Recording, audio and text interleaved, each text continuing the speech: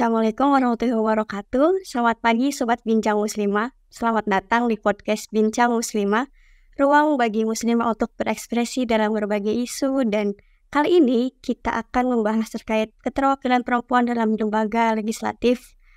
Nah, dalam episode kali ini kita kedatangan tamu yang istimewa. Kali ini kita berbincang bersama Ibu Ida Budiati. Beliau ini adalah seorang pengacara, dosen, anggota KPU tahun 2012 sampai 2017 dan anggota Dewan Kehormatan Pemilu, Kehormatan Komisi Pemilihan Umum tahun 2017 sampai 2022. Selamat pagi Bu Ida. Ya, selamat pagi. Assalamualaikum. Rasanya pas sekali ya berbincang terkait keterwakilan perempuan dalam anggota legislatif dalam pembuatan kebijakan dengan Bu Ida ini, mengingat beliau ini sudah tidak diragukan lagi sepak terjangnya di dalam dunia kepemiluan. Begitu ya Bu. Oke. Terima kasih.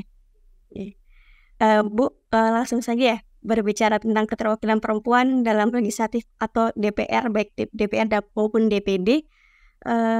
Kalau dilihat data dari KPU tahun 2019 pemilu terakhir itu ada sekitar 20,52%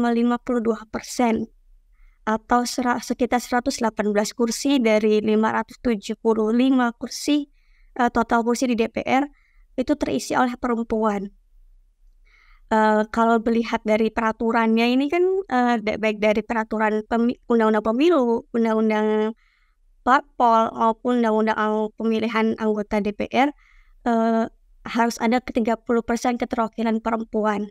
Nah, melihat data tersebut, menurut Ibu di tahun 2019 kemarin, apakah angka 30% itu sudah terpenuhi ya Bu? Silahkan. Iya. Terima kasih. Saya sangat mengapresiasi forum ini yang menurut saya bagian dari cara adik-adik aktivis untuk menginternalisasi gitu ya nilai-nilai konstitusi, bagaimana penyelenggara negara melaksanakan tugas dan tanggung jawabnya untuk memenuhi ya hak dasar warga negara, khususnya kelompok minoritas untuk mendapatkan perlakuan khusus untuk mencapai persamaan dan keadilan, untuk mendapatkan manfaat yang sama, untuk mencapai persamaan dan keadilan sebagaimana dimaksud di dalam ketentuan pasal 28H ayat 2 Undang-Undang Dasar Negara Indonesia tahun 1945. Jadi jaminan perlakuan khusus ya untuk mendapat kemudahan dan perlakuan khusus untuk mencapai satu kesempatan dan manfaat yang sama ini ada sebetulnya dijamin oleh hukum yang tertinggi ya di dalam konstitusi. Undang-undang pemilu itu derivasi dari atau turunan dari ketentuan konstitusi kita yang menjadi pedoman tertinggi di dalam kehidupan berbangsa dan bernegara. Konstitusi itu menggambarkan bagaimana negara menjamin melindungi hak asasi warga negara, dan apabila hak asasi warga negara itu dilanggar, maka mesti ada mekanisme untuk memulihkannya gitu ya. Hak-hak yang dilanggar oleh penyelenggara negara itu harus tersedia mekanisme untuk memulihkannya. Nah, sekarang pertanyaannya adalah bagaimana implementasi dari ketentuan konstitusi ini ya. Di dalam undang-undang pemilu kita itu sudah diatur untuk menjamin tadi perlakuan khusus kebijakan affirmative action itu di Undang-Undang Nomor 7 2017. Di dalam pasal 245 itu tegas disebutkan bahwa daftar calon itu memuat paling sedikit 30% keterwakilan perempuan. Jadi keterwakilan perempuan itu dengan kuota 30% itu dijamin pada tahap pencalonan. Jadi bukan keterpilihan, pencalonan ya. Dan kemudian dipastikan juga bahwa keterwakilan perempuan dengan kuota 30% itu dipastikan cara menempatkan perempuan dengan zipper system. Ya, setiap 3 calon ada 1 orang perempuan. Dan perempuan itu tidak hanya ditempatkan di nomor urut sepatu, nomor 3, nomor 6, dan seterusnya kelipatannya. Ya. Tapi perempuan ditempatkan di nomor urut yang lebih kecil. Jadi setiap daftar calon itu memuat 30% keterwakilan perempuan di setiap dapil, dan perempuan ditempatkan di nomor urut yang lebih kecil. Jadi kalau kita melihat Undang-Undang 7 tahun 2017 ini mempunyai satu spirit yang kuat gitu ya untuk mengimplementasikan konstitusi. Nah, apa hasilnya? Hasilnya tadi yang sudah disampaikan oleh Mbak Fatma, terbukti tahun 2019 itu ada peningkatan jumlah terpilihan perempuan dibandingkan pemilu tahun 2014. Semakin banyak calon ya perempuan yang ditempatkan di nomor urut kecil, maka hasilnya ada peningkatan jumlah keterwakilan perempuan di parlemen di tahun 2019. Tahun 2014 itu datanya perempuan yang terpilih di anggota parlemen DPR RI sebanyak 97 orang dari 560 kursi, sebanyak 17,32%. Dan ini mengalami peningkatan ya di tahun 2019, 118 orang dari 575 kursi atau setara dengan 20,35% ya. Nah, peningkatan keterwakilan perempuan itu juga dipengaruhi oleh bagaimana kebijakan dari Komisi Pemilihan Umum di dalam membuat peraturan turunan dari Undang-Undang Nomor 7 Tahun 2017. KPU itu sebagai lembaga yang diberikan atribusi wewenang untuk mengatur aspek teknis pemilu, dia harus mendetailkan ini ya, norma abstrak yang ada di dalam pasal 245 dan 246 tadi tentang kebijakan afirmasi dengan kuota 30% keterwakilan perempuan sebagai bakal calon anggota DPR dan DPRD. Ya. Jadi kalau regulasinya KPU itu ya tidak mendukung implementasi Undang-Undang Nomor 7 2017 ya, sulit diharapkan ada peningkatan keterwakilan perempuan di tahun 2024 atau berdasarkan hasil pemilu 2024.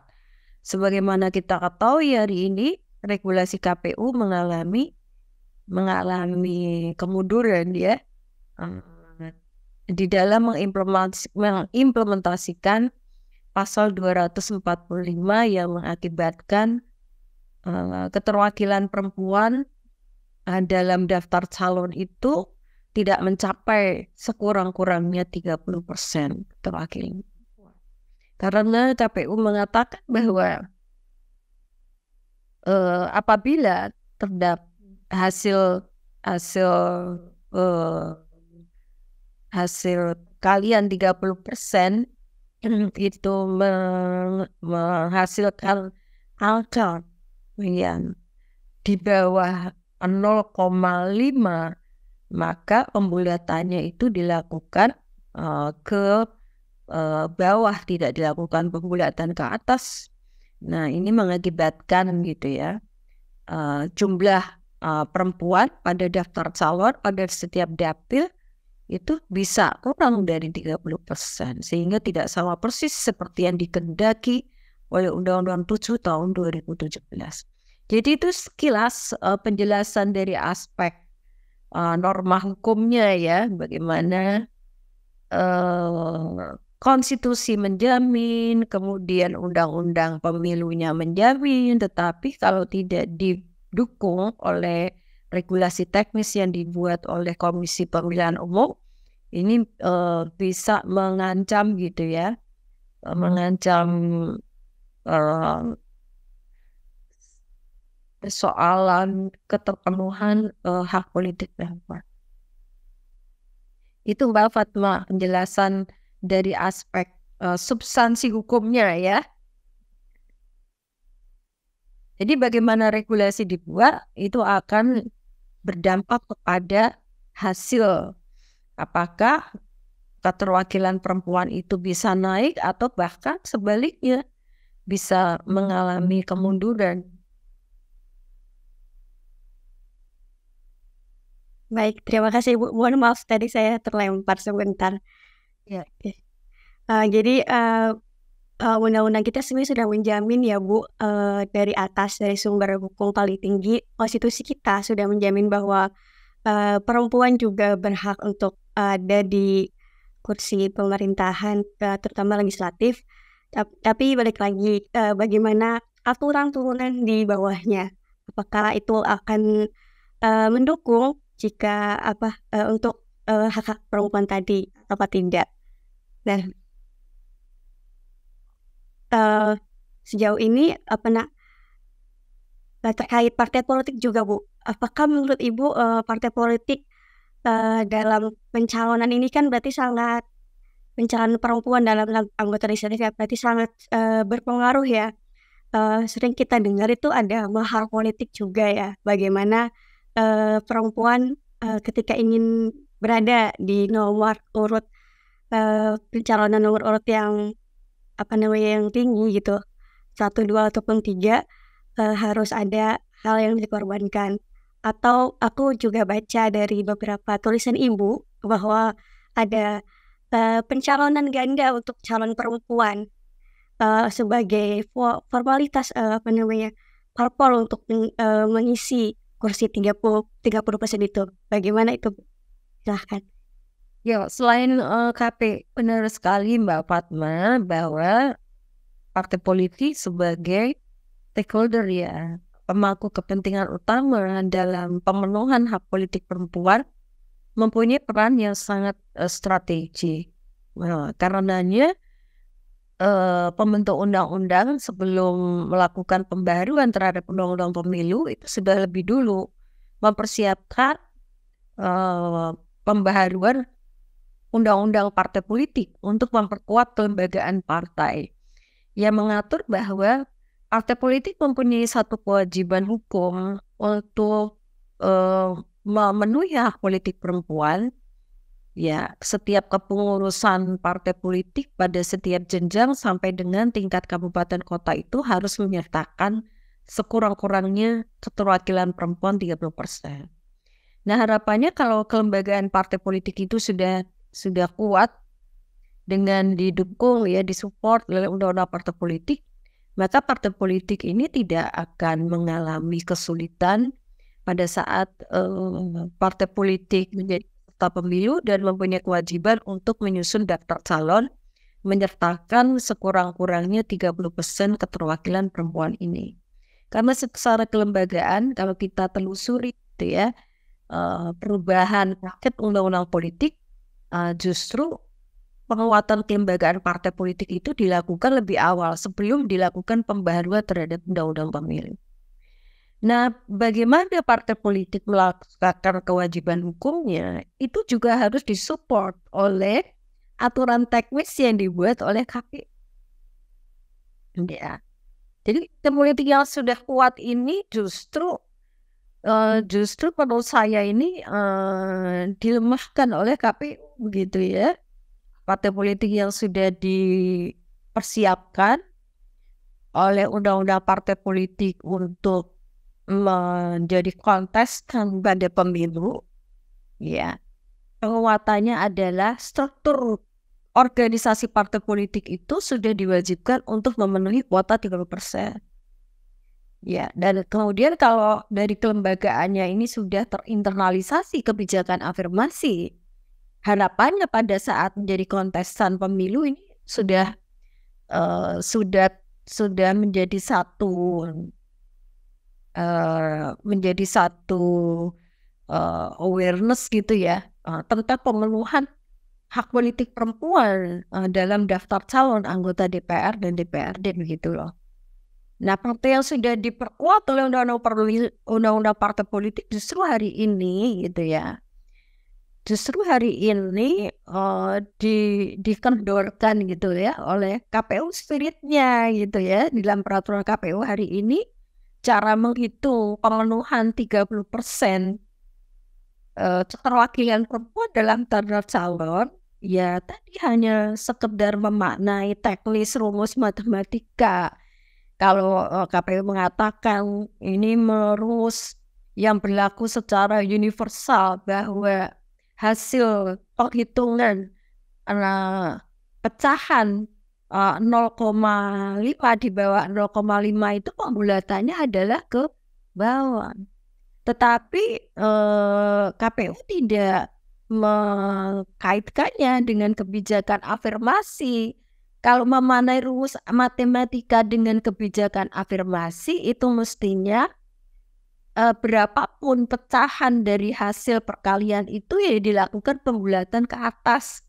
Itulah makna dari kebijakan afirmasi gitu ya secara substantif. Jadi hari ini substansi itu dikalahkan oleh aspek teknis rumus matematika tadi. Dan apa sih dampaknya dari kebijakan ini? Dampaknya ya yang terancam adalah pemenuhan hak politik perempuan. Jadi bagaimana partai politik untuk melakukan kewajiban hukumnya itu juga sangat dipengaruhi oleh bagaimana regulasi KPU yang tidak menopang, tidak mendukung gitu ya penguatan terhadap kelembagaan partai politik. Gitu. Jadi ini yang menurut saya adalah KPU ini harus bertanggung jawab terhadap bagaimana implementasi kebijakan afirmasi yang sudah tegas diatur di dalam konstitusi. Undang-Undang 7 2017 juga sudah secara konsisten ya mengimplementasikan norma yang ada di dalam konstitusi. Partai politik juga sudah dipersiapkan, diperkuat kelembagaannya, tetapi justru dikendorkan itu spiritnya oleh Komisi Pemilihan Umum gitu. Jadi kalau partai politik misalnya sudah menyiapkan daftar calonnya, tapi cara menghitung pemenuhan 30% keterwakilan perempuan itu pecahan 0, kurang dari 0,5 50 itu dibulatkan ke bawah ya. Iya, menurut saya tidak bisa disalahkan partai politik. Partai politik itu sebagai akibat bukan sebagai satu sebab. Sebabnya adalah regulasi KPU ini yang kemudian berdampak kuota kurang-kurang 30% itu tidak terpenuhi pada setiap daftar calon. Gitu. Baik, sangat amat disayangkan ya Bu. Padahal stakeholder lain udah diberikan wejangan ataupun udah memberikan sinyal yang bagus gitu mencalonkan perempuan untuk memenuhi kuota 30%, tapi KPU sebagai penyelenggara atau yang punya hajat dalam pemilu malah memberikan pengunduran, mengendorkan seperti bahasa Ibu tadi ya terkait pencalonan perempuan. Nah, aku jadi tertarik bahas KPU yang tadi. Ibu kan tahun lalu ya baru selesai bertugas di DKPP ya Bu. Dalam bertugas kemarin selama rentang 5 tahun itu kasus-kasus seperti apa Bu yang biasa Ibu temui selain maupun kasus kode etik ya Bu terkait ke pencalonan perempuan, profesi perempuan ya Bu? Iya. Selain pencalonan anggota DPR dan DPRD dalam melaksanakan tugas di KPP itu juga ditemukan bagaimana peluang perempuan itu untuk menjadi penyelenggara pemilu, partisipasi perempuan sebagai penyelenggara pemilu. Jadi keterwakilan perempuan itu dalam pemilu itu jangan hanya dibatasi sempit untuk pencalonan anggota DPR dan DPRD, tetapi juga bagaimana partisipasi perempuan dalam pemerintahan untuk menjadi penyelenggara pemilu. Nah, ini juga muncul dalam putusan DKPP bahwa evaluasi pada seleksi penyelenggara pemilu pada tahun 2017 sampai dengan tahun 2022 itu juga belum ada satu goodwill ya untuk mengafirmasi perempuan sebagai penyelenggara pemilu. Meskipun kemudian setelah mendapatkan edukasi beberapa kali oleh DKPP, akhirnya di ujung tahun 2022 atau 2021, KPU kemudian melakukan pembaharuan terhadap regulasinya untuk memastikan keterwakilan perempuan sebagai penyelenggara pemilu. Nah, KPU menerbitkan kebijakan yang dituangkan di dalam peraturan bagaimana cara mengafirmasi perempuan. Tetapi sayangnya peraturan KPU yang sudah mengalami perubahan itu untuk mengafirmasi perempuan oleh KPU periode ini juga kemudian dihapuskan. Jadi kembali lagi ke titik nol gitu ya. Nah, nggak ada regulasi yang memberikan kepastian hukum bagaimana cara mengafirmasi perempuan untuk menjadi penyelenggara pemilu. Dan situasi ini tidak hanya terjadi di KPU, tetapi juga terjadi di Badan Pengawas Pemilu. Jadi selain tadi kasus dimensi etik terkait dengan tahapan-tahapan pemilu, itu yang cukup menonjol pada periode 2017-2022 itu terkait dengan seleksi anggota KPU provinsi, kabupaten, kota. Lebih spesifik lagi, bagaimana cara mengafirmasi perempuan untuk menjadi penyelenggara.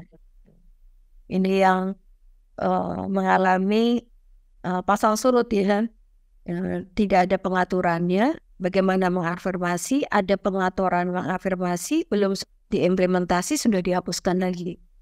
Sehingga keterwakilan perempuan sebagai penyelenggara pemilu pada periode 2022 ini sampai nanti 5 tahun ke depan ya belum ada kepastian hukumnya gitu. Jadi masih banyak PR-nya gitu ya untuk diperjuangkan gitu. Hak politik perempuan di dalam pemerintahan, di eksekutif, di legislatif maupun di lembaga yudikatif. Wah, ternyata Iya. KPU ini ya masih banyak banget PR-nya, betul yang Ibu katakan. Iya, dan satu lagi tuh tentang pelanggaran kode etik, ternyata dari tahun 2017 sampai 2022 ditemukan kasus kekerasan seksual di lingkungan penyelenggara pemilu. Dan menurut saya ini fenomena gunung es ya, 25 kasus selama 5 tahun gitu ya, sebagai akibat adanya kekerasan seksual itu terjadi karena faktor tadi ada relasi kuasa, hubungan atasan bawahan yang kemudian menimbulkan ya kekerasan seksual terhadap perempuan penyelenggara di lingkungan penyelenggara pemilu. Nah, itu juga yang menonjol ya pada 5 tahun periode yang lalu. Jadi perlu dibangun semacam satgas gitu ya, satgas anti kekerasan seksual di lingkungan penyelenggara pemilu menurut saya. Karena dalam relasi kuasa itu selalu ada potensi kekerasan terhadap perempuan. Penyalahgunaan kewenangan untuk menundukkan perempuan secara seksual. Baik, wah saya cukup kaget Ibu mendengar dalam 5 tahun ternyata banyak 25 kasus ya kekerasan terhadap perempuan di dalam badan KPU sendiri ya. Di penyelenggara pemilu di KPU dan di Bawaslu. Oke, dalam penyelenggaraan pemilu baik. Jadi KPU ini punya banyak PR selain dalam masalah pencalonan perempuan, juga dalam pemilihan penyelenggara pemilu bagi perempuan. Baik, Ibu, kita kembali sebentar ke keterwakilan perempuan dalam anggota DPR ya, Bu.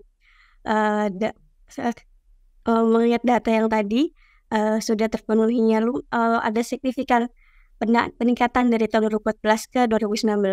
Nah, berbicara tentang kualitas, Bu, apakah kualitas dengan bertambahnya presentasi perempuan dalam anggota parlemen ini berujung ke dalam kebijakan yang lebih baik untuk perempuan atau bagaimana ya, Bu, menurut pandangan Ibu? Yang kualitas, kenapa hanya dipertanyakan kepada perempuan? Pertanyaan saya. Kalau kualitas kan juga harus pertanyaannya sama ya kepada yang anggota parlemen laki-laki. Ya. Dan menurut saya tidak cukup adil kalau beban kualitas itu hanya diberikan kepada perempuan.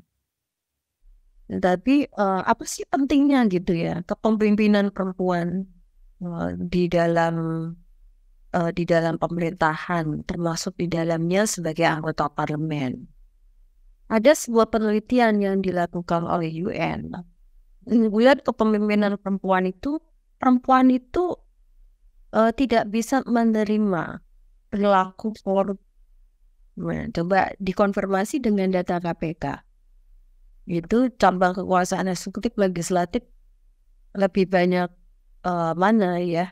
Mereka penyelenggara negara laki-laki atau perempuan yang melakukan tindak pidana korupsi. Jadi perempuan itu takut menerima sanksi sosial, lagi sanksi hukum gitu ya. Kalau mau korup itu mikirnya itu jelimet banget. Waduh, bagaimana nanti keluarga saya, bagaimana suami saya, bagaimana anak-anak saya, kan gitu ya. Sangat takut dengan sanksi sosial gitu. Dan inilah menurut UN keunggulan gitu kepemimpinan perempuan, sehingga kalau perempuan dalam lembaga duduk dalam jabatan lembaga-lembaga negara itu justru dia mempunyai kelebihan karakteristik yang berbeda dengan yang lainnya begitu. Dan keunggulannya menurut saya perempuan itu mempunyai pengalaman yang berbeda dengan laki-laki. Perempuan mempunyai kebutuhan yang berbeda dengan laki. Misalnya, berbicara tentang undang-undang TPKS, ya, undang-undang tindak pidana kekerasan seksual, ya, perempuan mempunyai ide dan gagasan yang menurut saya tidak sama dengan argumentasi yang disampaikan oleh laki-laki pada saat melakukan pembahasan RUU TPKS ini. Dan jangan lupa undang-undang TPKS ini dilahirkan gitu ya dalam momentum kepemimpinan perempuan juga di parlemen. Meskipun itu bukan satu-satunya faktor ya.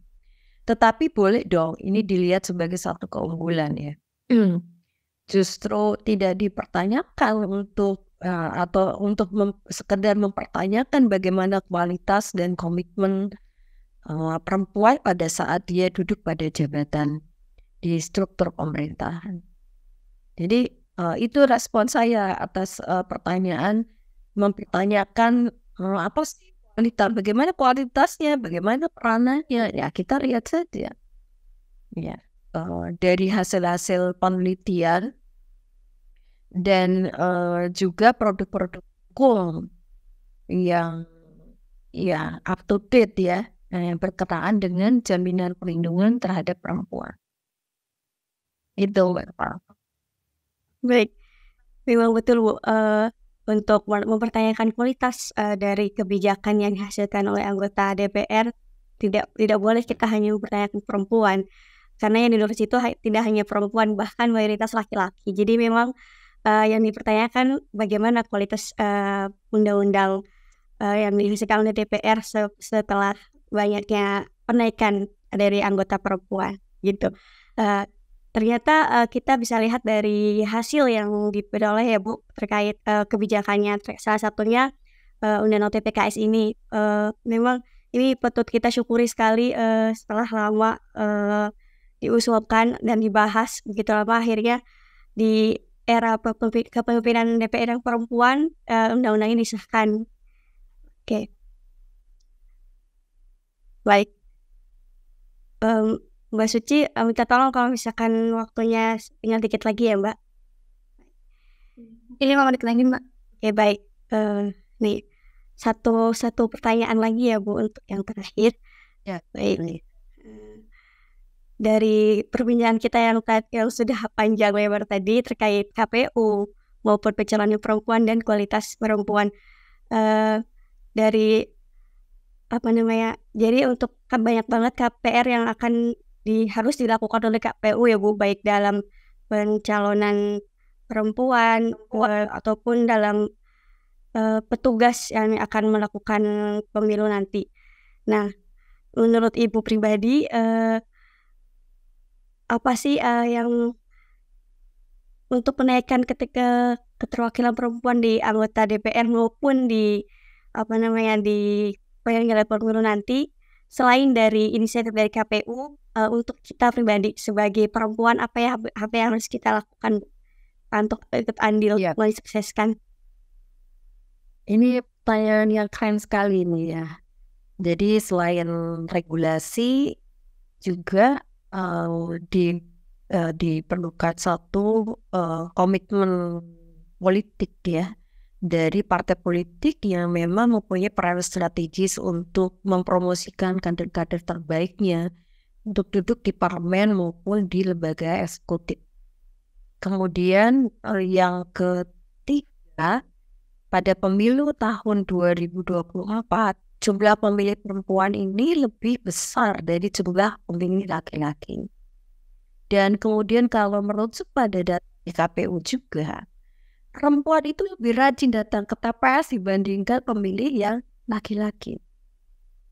Jadi ini harus dilihat sebagai peluang gitu ya bagi perempuan, dan bagaimana cara membangun awareness terhadap pemilih perempuan ya harus diintervensi dengan pendidikan politik, pendidikan pemilih yang spesifik kepada kelompok perempuan gitu. Jadi selain dari aspek substansi hukumnya, aspek struktur hukumnya atau pelaksana hukumnya, salah satunya itu adalah partai politik dan penyelenggara pemilu. Kemudian yang ketiga adalah membangun budaya hukum masyarakat. Bagaimana perempuan ini mempunyai kesadaran bahwa dari aspek hukum itu sudah memberikan jaminan pemenuhan hak. Ya. Nah kemudian bagaimana jaminan pemenuhan hak ini bisa terwujud? Ya harus didukung dengan budaya hukum masyarakatnya. Masyarakat kita itu harus aware gitu ya. Apa sih keunggulan dari kepemimpinan perempuan gitu? Sehingga mereka mempunyai pengetahuan yang memadai untuk menggunakan hak politiknya nanti pada tanggal 14 Februari tahun 2024. Mengapa sih harus memilih perempuan? Apa sih keunggulan dan keuntungan memilih perempuan? Dan mengapa perempuan itu harus mengisi jabatan-jabatan politik? Ya, nah ini yang tiga ini yang harus dilakukan secara paralel gitu ya. Kalau kita belajar ilmu hukum ada teorinya Friedman tentang sistem hukum. Di dalam hukum itu ada subsistem. Ada subsistem peraturan perundang-undangan, ada subsistem pelaksana. peraturan perundang-undangan, dan ada subsistem budaya, legal culture. Kalau satu subsistem ini nggak bekerja, maka sistem hukum kebijakan afirmasi tidak akan berjalan. Konstitusi sudah menjamin. Tetapi kalau tidak didukung dengan aparatur pelaksana, tadi KPU sebagai regulator, penyusun aturan teknis, tidak punya komitmen kuat untuk mengimplementasi undang-undang dasar dan undang-undang pemilu, yang nggak akan terwujud kebijakan afirmasinya gitu kan. Kemudian tidak ditopang oleh partai politik. Ini juga tidak bisa terpenuhi hak politik perempuan. Dan tidak didukung oleh budaya hukum masyarakatnya, ya nggak bisa terwujud. Ya, tadi jaminan hak politik perempuan yang ada di dalam konstitusi, bahkan konstitusi mengatakan ada perlakuan khusus untuk mencapai yang sama, ya, untuk mendapatkan persamaan dan keadilan. Jadi 3 aspek ini harus berjalan bersama. Konstitusinya sudah menjamin, aparatur pelaksananya harus punya komitmen untuk menginternalisasi, mengimplementasi norma konstitusi, baik KPU maupun partai politik, dan budaya hukum masyarakat. Kalau KPU dan partai sudah bekerja, tetapi pemilihnya, tadi jumlah pemilih perempuan besar ya, tapi ternyata perempuan nggak punya pengetahuan yang memadai kenapa harus mendukung kepemimpinan perempuan, ya tidak ada. Itu. Baik, jadi tiga hal penting ya Bu tadi. Ya. Aturannya, terus penyelenggara pemilu KPU, dan masyarakatnya, partai politik dan masyarakatnya harus sadar, awareness terkait kenapa kita harus memilih perempuan, kenapa perempuan harus mengisi 30% itu, dan apa saja keuntungannya nanti. Baik Ibu, terima kasih banyak untuk dari sama-sama untuk berbagi pagi hari ini. Ini sangat-sangat manfaatnya sangat besar untuk menyambut pesta politik, pesta pemilu nanti di tahun 2024. Saya rasa closing statement-nya sudah sempurna ya tadi ya Bu. Baik, Bu Suci, bisa kita akhiri? Bisa. Baik. Sekali lagi terima kasih banyak ya Bu.